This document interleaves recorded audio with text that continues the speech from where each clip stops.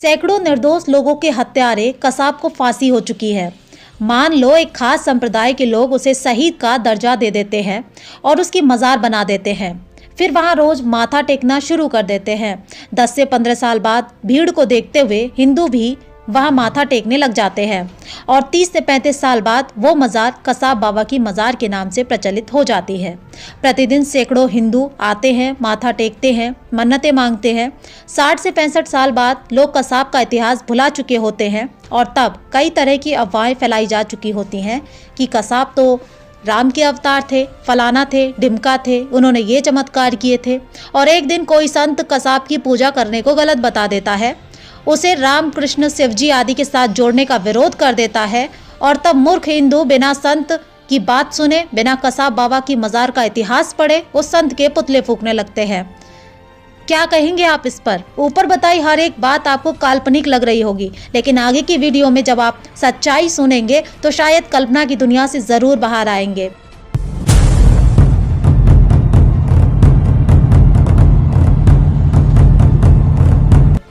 दोस्तों, पूर्वी उत्तर प्रदेश में एक शहर है जिसका नाम है बहराइच। बहराइच में हिंदू समाज का सबसे मुख्य पूजा स्थल है गाजी बाबा की मजार। मूर्ख हिंदू लाखों रुपए हर वर्ष इस पीर पर चढ़ाते हैं। इतिहास जानकर हर व्यक्ति जानता है कि महमूद गजनबी के उत्तरी भारत को 17 बार लूटने और बर्बाद करने के कुछ समय बाद उसका भांजा सलार गाजी भारत को दारुल इस्लाम बनाने के उद्देश्य से भारत पर चढ़ाया था।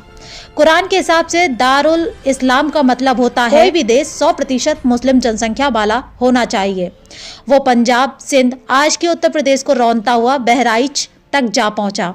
रास्ते में उसने लाखों हिंदुओं का कत्लेआम कराया, लाखों हिंदू औरतों का बलात्कार किया, हजारों मंदिर तोड़ डाले। राह में उसे एक भी ऐसा हिंदू वीर नहीं मिला जो उसका मान मर्दन कर सके, इस्लाम की जिहाद की आंधी को रोक सके। परंतु बहराइच के राजा सुहेल देव राजभार ने उसको थामने का बेड़ा उठाया। वे अपनी सेना के साथ सलार गाजी के हत्याकांड को रोकने के लिए जा पहुंचे।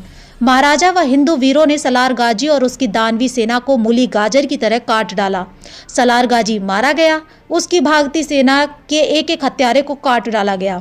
हिंदू हृदय राजा सुहेल देव राजभार ने अपने धर्म का पालन करते हुए सलार गाजी को इस्लाम के अनुसार कब्र में दफना दिया।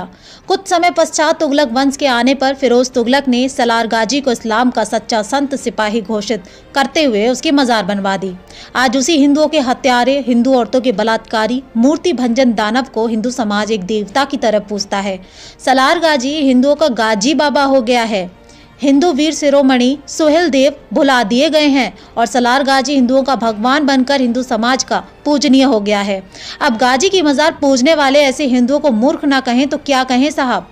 ऐसे ही अजमेर में मोइनुद्दीन चिश्ती की दरगाह है, जिसकी मदद से ही मोहम्मद गौरी भारत आया था और पहले शरण देने के लिए पृथ्वीराज सिंह चौहान की पत्नी और बेटियों को धोखे से बुलवाया और फिर उसे मोहम्मद गौरी के सैनिकों के हवाले कर उनका बलात्कार होने दिया। बाद में उस चिश्ती को पृथ्वीराज सिंह चौहान की उन दोनों बेटियों ने उसकी हत्या कर अपने माता पिता की हत्या का बदला लिया। हालांकि बाद में उन्हें भी अपनी जान से हाथ धोना पड़ा। कुकर्मी उनकी लाशों से भी अपनी हवस मिटाते रहे। हर हिंदू से निवेदन है कि इतिहास से सबक ले और किसी भी दरगाह या मजार पर ना जाए। हमारे हर देवी देवताओं के हाथों में शस्त्र की परिकल्पना की गई है, उसका नियतार्थ समझे। ईश्वर आपके भीतर ही है और आपकी रक्षा करने वाला कोई और नहीं बल्कि आप खुद हैं। अतः कायरता का त्याग करें। शूरवीर ही धरती पर अपना अस्तित्व बनाए रख सकते हैं।